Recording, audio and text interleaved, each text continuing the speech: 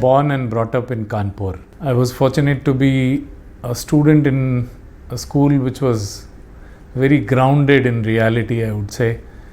It was Pandit Deen Dayal Vidyalaya, and I had some of the best memories from that school. The foundations were very, very strong, and I had an outstanding principal there, Om Shankar Tripathi ji. And I think his understanding of life and country and its culture actually helped shape my thought processes. So that's where I spent my entire, from 6th to 12th I was there.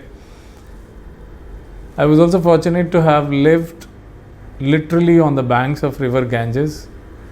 Ganga नदी के किनारे मेरा जीवन बीता है, और I was fortunate to have had the opportunity to take a holy dip every day in the morning for at least 5 years when we were there. After that, we of course moved a little away, so it was not very convenient, but those were my fondest memories of childhood. So I'll go and play on the banks of river Ganga and make those sand castles, and it was really great. And to be able to take bath in Ganga every day was very, very, and that too in the very initial years, was something which I really very fondly remember. So 5 years on the banks of Ganga, and then a school called Pandit Deen Dayal Vidyalaya, and I think that's kind of sums up my beliefs, thought processes, and my cultural grounding. So that's where it all comes together. Of course, I also had several interactions with people who have done amazingly well in their pursuit of excellence. So while in the school itself, there were seniors who had gone on to the prestigious IIT Kanpur. Some of them had actually ranks in single digits. And we had a great opportunity. The school has a very vibrant alumni community. So this, even today, in fact, all the alumnus are connected through, of course, now the connections are much easier through groups and chat groups and WhatsApp groups, etc. So we actually benefited a lot from people who had already done and who had already excelled in their lives. And I was particularly fortunate to have had association with such seniors who had actually, after graduating from Deen Dayal Vidyalaya, went to IIT Kanpur. They were I think in second year or third year of their engineering, and they shared their thoughts and they shared their way of excellence. And I think that actually formed some of the laid some of the key foundations, I would say, for excellence in my life. I think that's where we started. I mean, after my 12th in Deen Dayal Vidyalaya, we obviously, IIT, one of the advantages of being in Kanpur was that, somebody asked me once, what are the 3 things you like about your city? And I said, Deen Dayal Vidyalaya, Ganga ji, and IIT Kanpur. And I was fortunate to have had a great influence on my life by all 3 of them. So as I said, Ganga ji, of course, because I was living literally on the banks of Ganga for 5 years, or more like 7 years, I guess. And then Deen Dayal Vidyalaya, I got to spend another 6 years in Deen Dayal Vidyalaya, so that was the second best thing which Kanpur had to offer. And of course, the third best thing was IIT Kanpur. I was fortunate to, actually, after I moved from the banks of Ganga, actually I moved to the banks of IIT Kanpur, if you would use that term. I was literally 2 kilometers away, living outside IIT Kanpur. And as a student, it was very curious. I was always very curious as to what's behind this huge infrastructure. It's a fascinating place. I mean, I used to go inside. It used to be a free and open campus.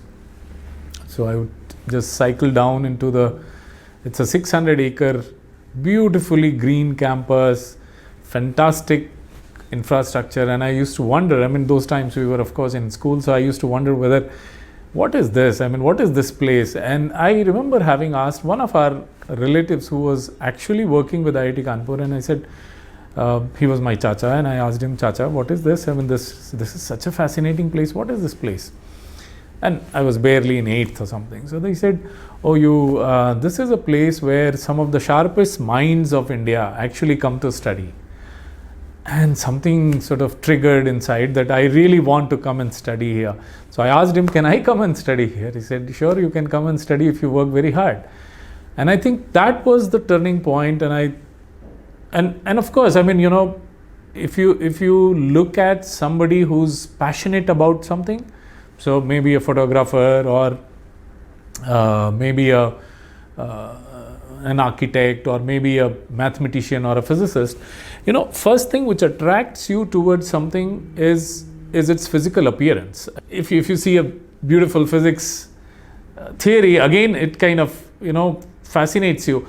So the first appearance of something looks very attractive to you, and that's how you sort of get slowly sucked into that field, whether it is a field of study or field of art, or it's some passion of yours, conservation, nature, whatever it is.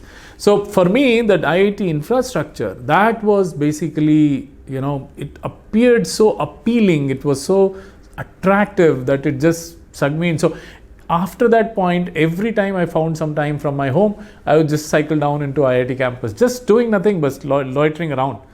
And they had a airstrip, they had gliding club, and I decided that this is the place I want to really study. And then in 9th, something amazing happened. IIT had an open campus for all facilities.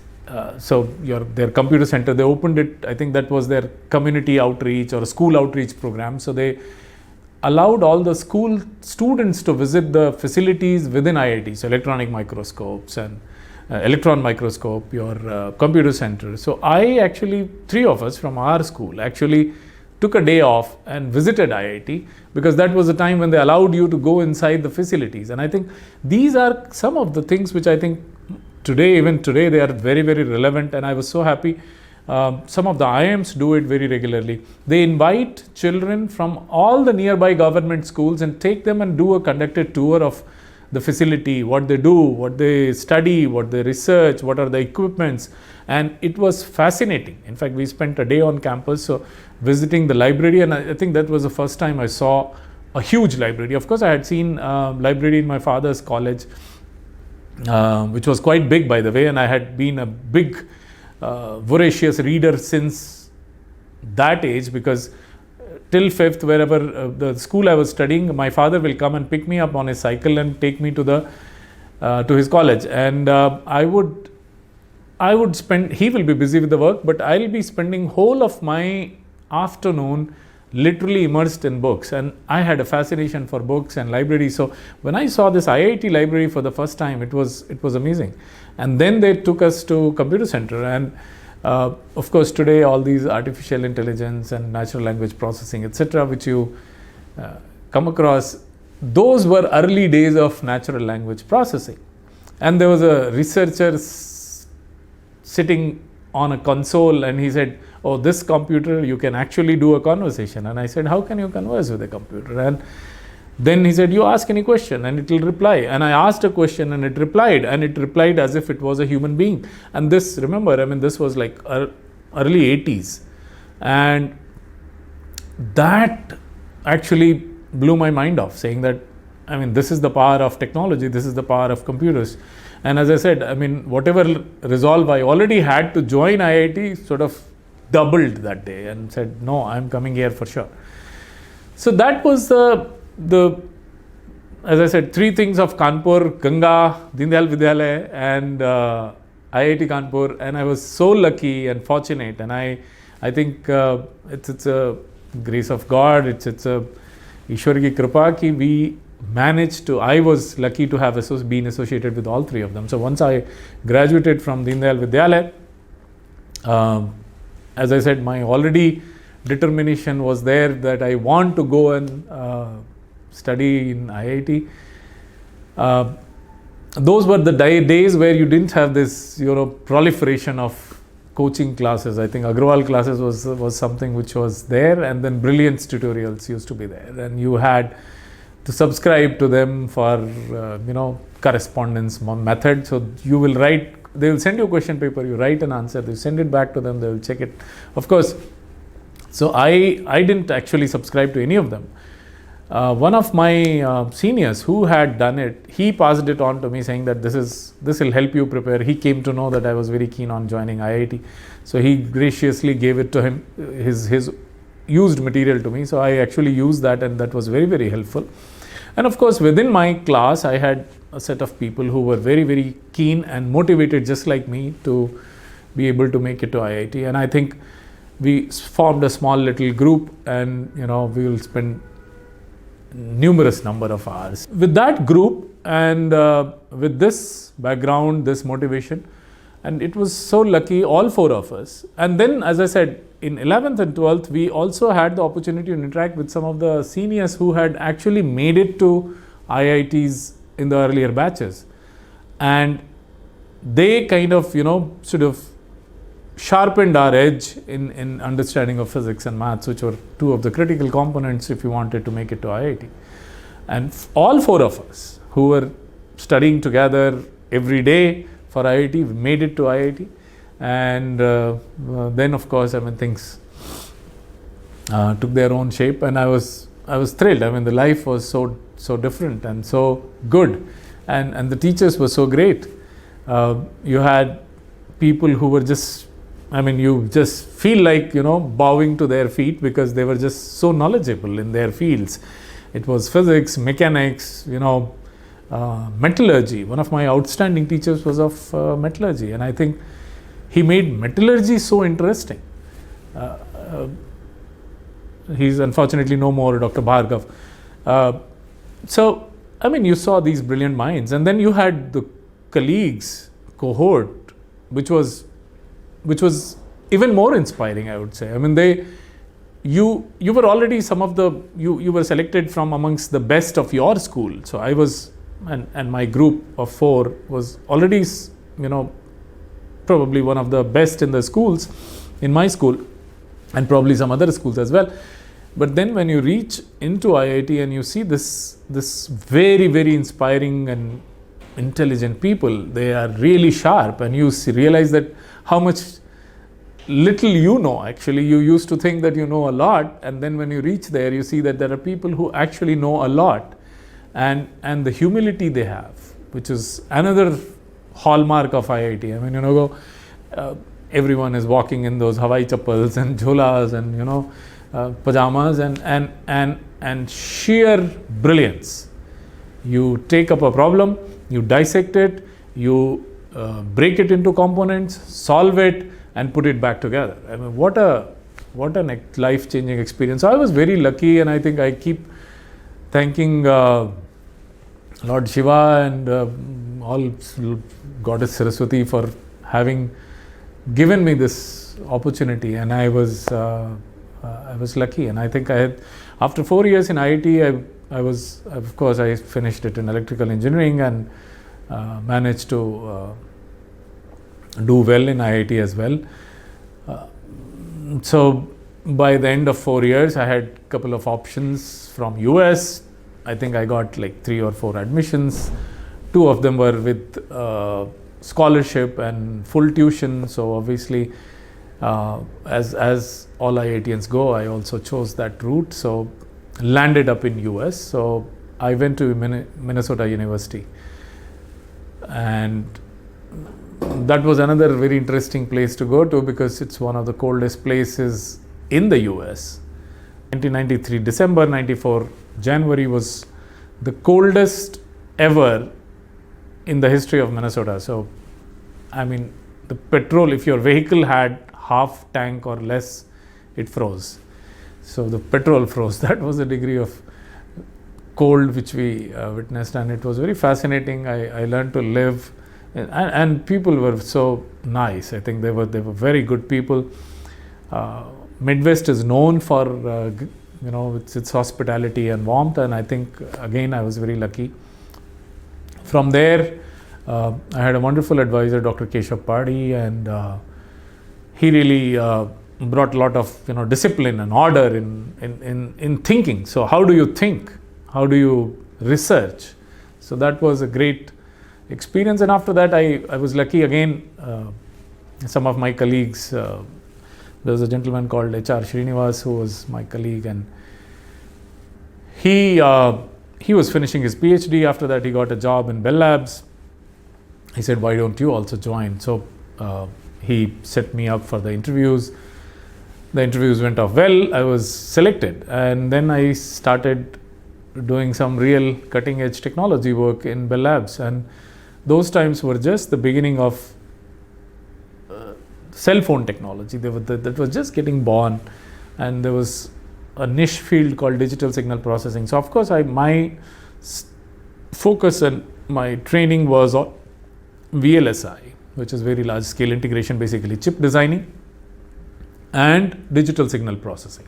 And cell phones use both of these, and so it was a natural kind of movement into that space. So I was part of the Bell Labs wireless and multimedia group and worked on these digital signal processing chips for the base station, which are the key components of transmitting all your signals from your cell phone to the actual physical network. So those were the 3 fascinating years there. I had some great mentors, great people to work with. My manager was an outstanding gentleman, great colleagues. Bell Labs was where few Nobel laureates used to work, so you used to feel very proud of the fact that you were working in the same organization along with some outstanding minds of the world, and did that for about 3 years. And then this question arose: what do I want to do with my life? So I mean, this was like I was on a exponential growth curve in terms of my intellectual thirst, if you will. But was I making a sufficiently satisfying social impact? Of course I was making social impact. I was designing things for the future, and I was designing things which people will use tomorrow to communicate. I mean, if you look at it, communication has been a fundamentally transforming technology, particularly for a country like India. We have been able to empower so many citizens who have been out of the system or who have found the system very difficult to connect to or to access benefits or public service delivery mechanisms. And now this very vital link is communication. And that device, that smartphone, has actually brought in so many people. If you look at the Jan Dhan account which have been opened in this country, I mean, this has been a phenomenal success, I would say. 50 crore accounts have been opened, I'm told. So people who were out of the system, and then they are connecting through this smartphone, this communication. And I was working on that. So in some sense, I was involved in social impact, but was it direct enough? Was it visible to me? Probably not. So I would design, feel happy, file patent, get recognition, get reward, file, write a paper. But then, do I see the smile on the face of the person who's actually using it? Probably no. So that was the sort of, that was first time when in my career, so I had an exponential growth, I would say, in terms of intellectual growth and also financial growth. So I was doing very well. I had met all my needs. I had met my intellectual needs. I had met my financial needs. And that is when वो कहते हैं ना कि पेट भरा होता है तो फिर भगवान का भजन याद आता है. तो once your stomach is full, then you start thinking of what more can I do for the society, what more can I do which is more meaningful. And that's when I had reached that stage, and I was just looking for what to do. So I was toying with an idea of coming and joining the government, or so I initiated contact with a couple of senior people I knew if I could come back and try to help do something for the people. And they all said that, I mean, while you are welcome, but there is in government, nothing goes by your nomination. I mean, this has to be a fair system. So you have to come through a rigorous selection process if you really want to come and contribute. So that was the time I took that plunge, and I decided to quit and come back to India. That was early 1998.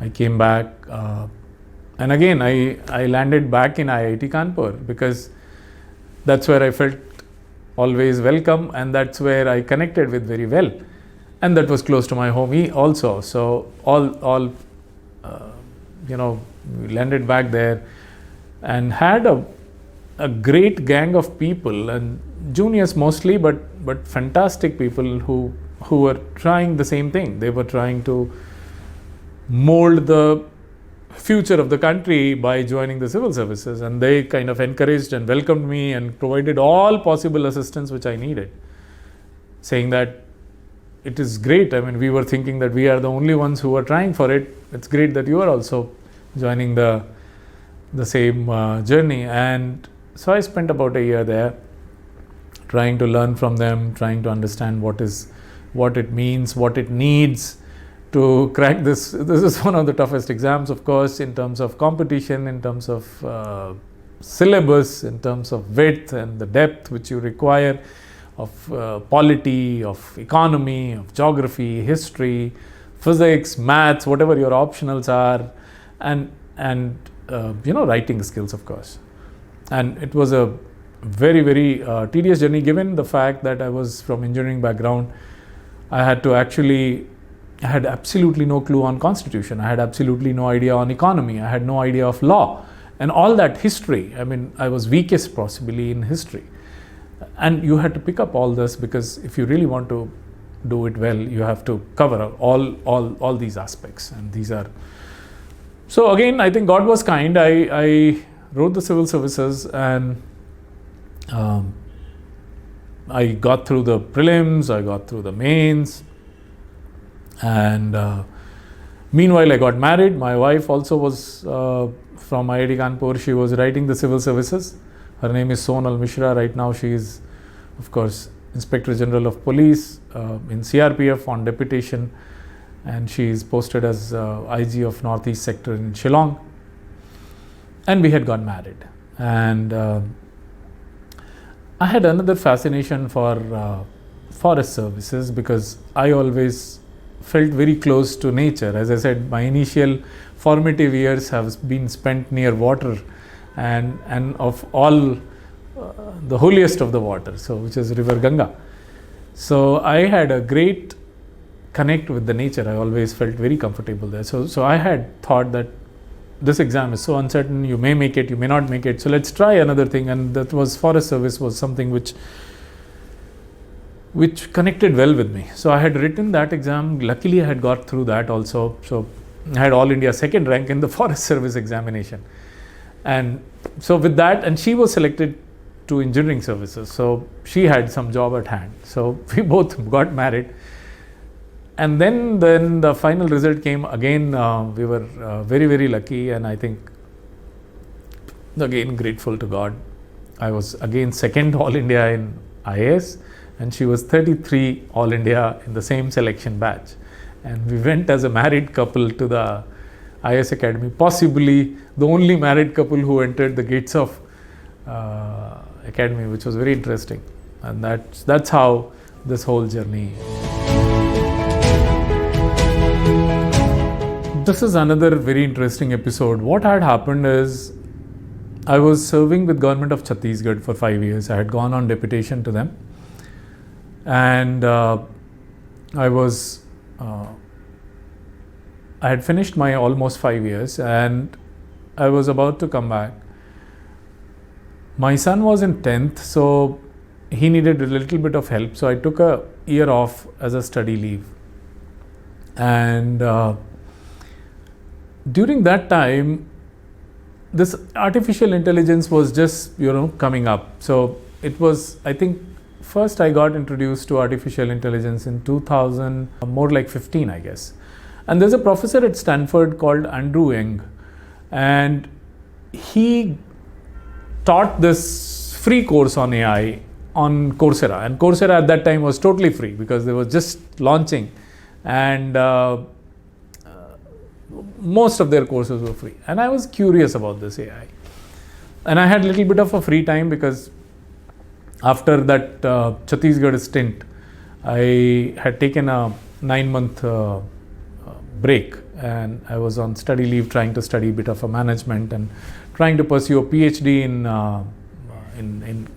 public service and challenges. In fact, my PhD topic was, this all happened simultaneously. So while I was exploring AI, I was also very curious about AI and sort of chose it as a topic of my PhD. So that was happening. So this gentleman's course on Coursera was, again, I think it was one of those, very transformative events. So I did this course. This was like, I think, 8 to 10 weeks course, 2.5 months. And he gave a lot of exercises which you were supposed to do and, experiment with things. And at the end of the course, and of course it helped because I had this technology background, so I could, I could write code, I could, understand, and I had a strong mathematical background as well. So all those things I could understand. So when I actually did all the assignments, one of the assignments was handwriting recognition. And when I did that, it just blew my mind off because it was just so simple. And the whole AI, I remember when I was in BTech final year, we were again experimenting in some way similar to AI. Those times there was something which had come called genetic algorithms. So they were supposed to be, building blocks for AI. And I was experimenting. So while you had neural nets, there was another branch. So for example, today's AI is basically neural nets. So it is mimicry. It mimics brain functionality. Genetic algorithms was taking a biological route to, this was also biological, but probably that was slightly different. Evolutionary route was what was genetic algorithm. So I had done some work on genetic algorithm in those times, and the results were kind of, okay, and nothing to sing home about. And but when I did this course, what I found was the simplicity of this artificial intelligence and a neural network model was really mind-boggling. You have bunch of parameters, you have 1 or 2 layers, and you have a final outcome. And all you do is connect all nodes of each layer to all other nodes of the next layer. And that's about it. Assign certain weights, and once you get the result right, you assign it you don't do anything. If you don't get it right, you go back, propagate that into your weight adjustment, and that's it. And those who understand mathematics a bit, it's basically a gradient search algorithm where you design a desired reward function. So the challenge is in 2 things, in designing an intelligent reward function and identifying the right parameters which you want to tune. And that's about it. The whole thing is so mind-bogglingly simple. The whole thing is so simple that it really took me by surprise. I used to think that this is something very esoteric, you won't understand. But I was completely swept away when I saw it's just a gradient search algorithm. That's about it. And then you have, variations on those, how do you not get stuck at local maxima and local minima, and how do you avoid, how do you do fast learning, slow learning, all that is there. But fundamentally, it's about designing a good reward function and developing good set of features and finding out a mechanism to give the feedback to the rest of the system. And that is when I got completely sold onto AI. And of course, from my BTech days till today, there has been a massive growth in terms of compute power. So what possibly my whole IIT Computer Center compute power was, probably today it can be compressed in one laptop or a mobile or a tablet even. So with that kind of compute power available, and the simplicity of the algorithm, there is virtually nothing which you cannot do using AI. And that's when I decided that this is something I really want to explore deeply.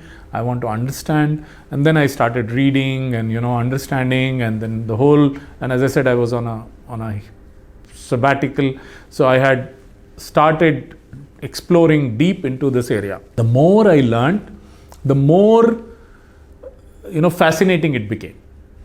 And so when I went back to the regular job, I was posted as Commissioner of E-Governance, and I saw there is, of course, Tamil Nadu has been a leader in governance. I mean, no doubt on that. Continuously, if you look at the overall public affairs index and governance indices of the ranking, which all across India, you'll see Tamil Nadu consistently on the top, because the administration works beautifully well there. So while there were a lot of other things going on in e-governance, of course, one of them is delivering public service to people through online mode, etc. We had about 200 odd services. We consistently serve about 1 crore citizens every year. I started looking at AI. The problem with AI is that in governments, AI is a deep technological subject, of course. And the capacity in government is relatively low, and some cases it's very acutely low. And while government can be a great consumer of AI or any of those emerging technologies which are called fourth industrial revolution technologies, whether it is IoT, AI, blockchain, or even drones, or augmented reality, virtual reality, it's actually very amazing what you can do with these. I mean, AR, I just saw somewhere that in Japan, they are using augmented reality or virtual reality to train students how to escape flooding.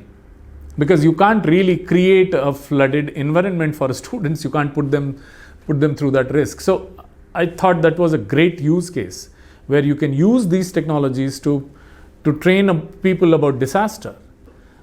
So all these technologies, the 4 IR technologies, including AI, they have huge benefits for the governance. They have huge benefits for the society.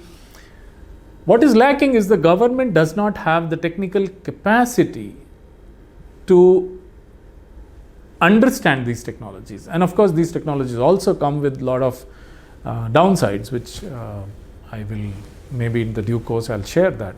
So what you need, if you want to use these technologies, there's a beautiful book there's a book called History of Tinelveli, and it was written in 1860s by one of the Christian missionaries, Bishop Caldwell, who was going around and so he writes about Tinelveli, and one of the things he wrote in that book, which kind of stands out for me always, he used to say that the kings in that area, Madurai, they would import a lot of horses from those times, from Arab countries and Persia. And those horses will be fattened up, they'll be fed for 2 months because that's a long sea journey. And so they will send whatever horses were sent, half of them will die on the way and half will land here. And these guys will use those horses in war, in all the other matters of the administration. And then after 2 years, or almost the same year, these horses used to develop these disease in their feet, and they will get infected and they will die. And as a result, every year the horses had to be imported fresh. And one of the very revealing things which he says is that these guys who were the sellers of the horses will sell the horses, but they did not sell that technology to put that horseshoe on the horses. If the horses came with the horseshoe, they would probably outlast. I mean, they'll not die within a year. They will be there for 5 years, 8 years, 10 years, 15 years even. But those traders will deliberately not sell that technology, and they'll keep selling the horses. And huge amount of gold actually used to get spent by the king in importing those horses. And that's same thing for all these emerging technologies. If you want to use these brilliant horses, you should have people who know these technologies who can ride those horses.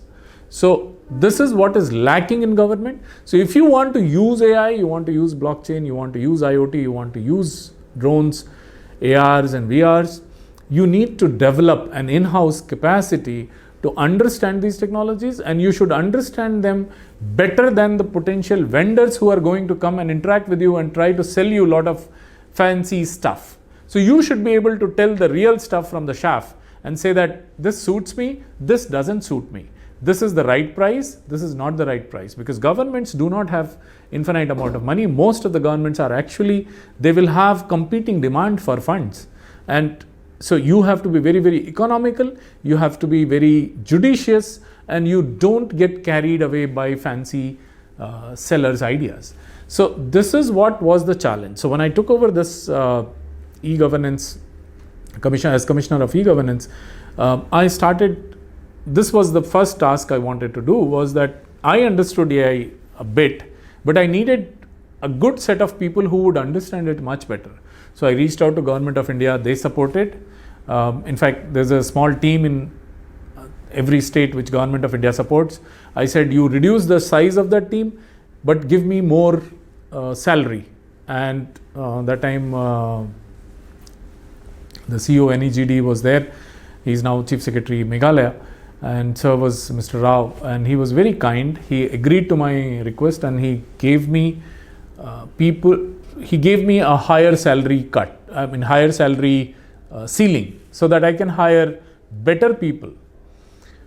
So that's how it started. Then of course I also tied up with the academic institutions, because Tamil Nadu, again, one of the leading states in terms of academic institutions, so tied up with IIT Madras, Anna University, etc., IIM Trichy and all these places, saying that I need good quality people who can actually help lead some of these initiatives which I am having on AI, on blockchain. So kindly help me get good quality of people. Team is essentially all that matters. If you don't have a good team, you may be super brilliant, but you can't deliver anything. So that was the biggest challenge I had. And of course, these people would not come cheap. So I had to go and convince our state government, and I was very thankful to the finance department and finance secretary and all that, to actually, they helped create this ecosystem. So I started with a team of 3, slowly raised it to team of 5, 9, 12. Today there are 35 people working in AI, blockchain, on GIS, on satellite imagery, on all these emerging technologies, and creating solutions for public service improvement in Tamil Nadu. And this all is happening under the aegis of Tamil Nadu e-governance. And so this was and if any other state actually wants to replicate, I would strongly advise them to create a core team. You don't have to have a large team, but you need to create a very core team which understands, which can distinguish between the good technology use, bad technology use, needed use, not needed use, right priced use, not right priced used. So in fact, our AI solutions, we started, one of the things we did was for the cataract solution. So Tamil Nadu has a very, very active blindness control society, which all states have. They said that I have enough money to conduct operations on people who are suspected to have developed cataract, but I don't have resources to go out in the field and screen millions of people. Every year in India, about 5 million people lose their eyesights. 2/3 of that is avoidable. That is purely because the cataract was not detected early enough. So we said, okay, can we create a screening solution at scale? And that was the challenge we took. We gave it to our AI team. There is only some 3-4 fellows working on it. They did it completely in-house. There was no cost involved to the government. We didn't pay a single vendor a single penny. We ran this, designed a small app, created this, and started rolling it out in the fields. We trained volunteers. To begin with, we started with health sector workers only, and then it is a simple mobile app. Anybody can download, and then we give them a 10-minute training saying that this is how you have to take a picture of the eye. The moment you take the picture of the eye, it detects whether there's a cataract or not. And it tells you, you get the whole data. The team goes from the District Blindness Control Society, brings them, loads them into a van, brings them to the hospital, conducts an operation. They are very, very quick operation, 15-minute, 20-minute operations, I'm told, very low cost again, and send them back home. And this has been a hit. In fact, recently NASSCOM, I think last week, awarded this, recognized this as a national, one of the national game changer use of AI. And the comment from Devjani Ghosh was that it's fascinating because it's totally scalable. And I think that's very important. Of all the solutions which come to government, they have to be, one of the questions you had asked about, what should be the quality of, what are the qualities of good public policy leaders. And I think particularly in technology, and I think by and large it holds true for all the sectors, is whatever you design has to be inclusive. So you have to make sure that it's not creating a barrier for a certain segment of people in accessing that. 2, it should be scalable. It's very important. And 3, it should be low cost. So these 3 things, and luckily in our case we have managed all 3. So this was a big hit. We rolled it out in 14 districts, and I think it's getting rolled out in all across other districts as well. So this was a use case for AI which we used, and it has an impact on scale.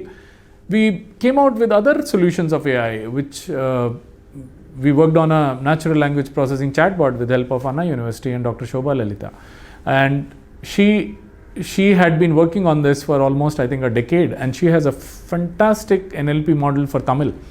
So we are not using, so my quest was not to use English. So typically what happens is, if you want to provide services on Tamil NLP, you use Tamil sentences, convert them into, do a Google translation or whatever, and convert them into English. Then they do the NLP in English, then they find the result in English, then they do again Google translate to Tamil. So we definitely wanted to avoid that, because it will lead to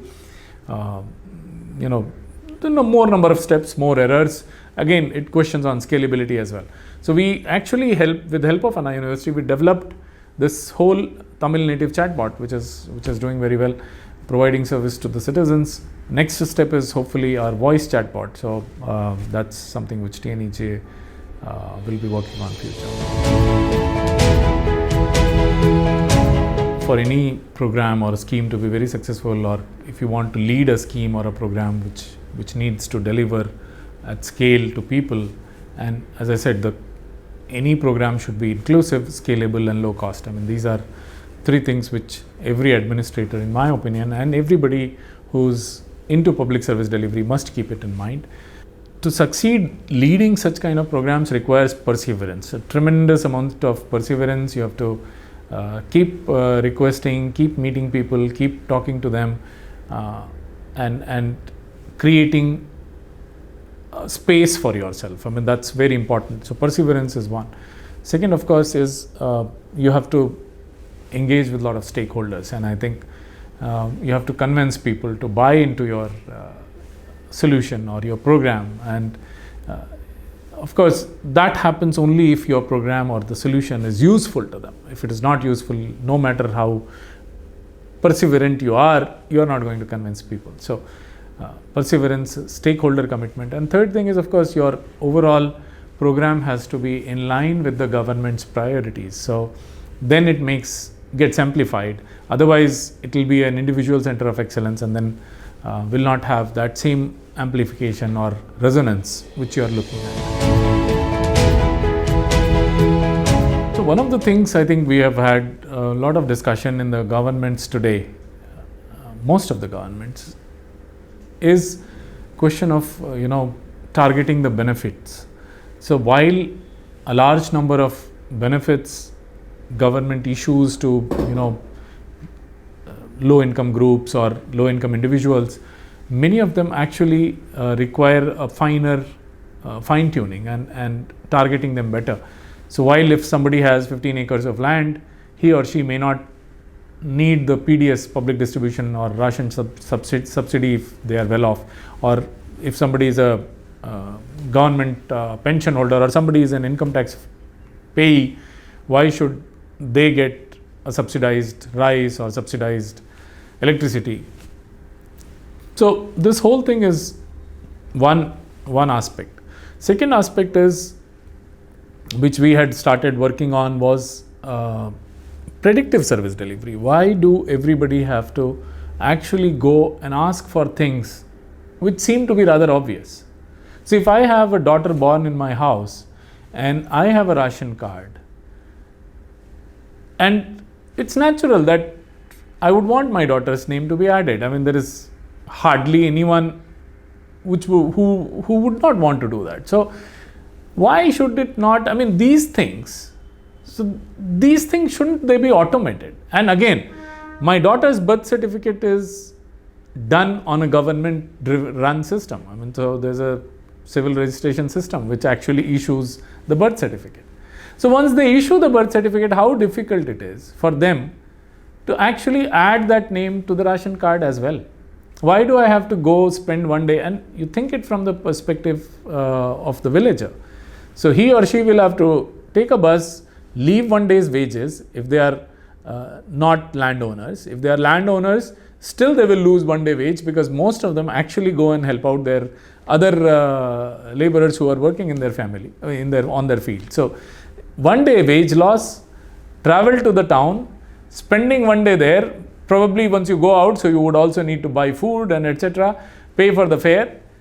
Then you wait in queue, fill long forms. Probably they won't know how to fill up a form, so they'll need some assistance.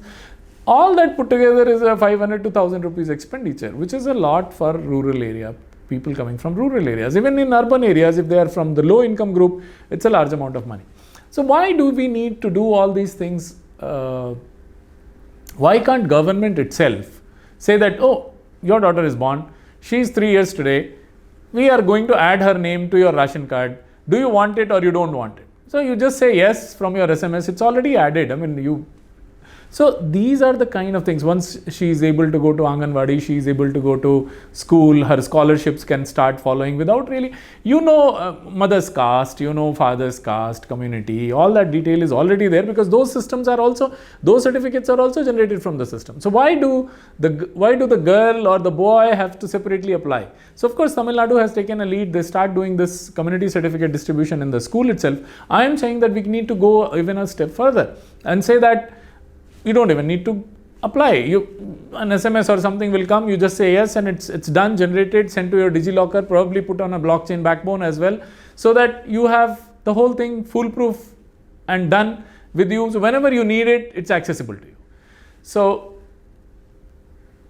one is better targeting the subsidy, so that what happens in the states, everyone, and particularly the more vulnerable set of people, actually get what they need the most, and they don't get elbowed out by slightly well off. I'm not saying all of them, the very well off take all the share, but even amongst the low income groups there are hierarchies, there are also vulnerabilities. So you need to, even within the low income group, you need to actually dig down and address or target those who are really, really vulnerable, even amongst those who need help. So better targeting is possible if you have sort of an integrated digital identity for all the citizens.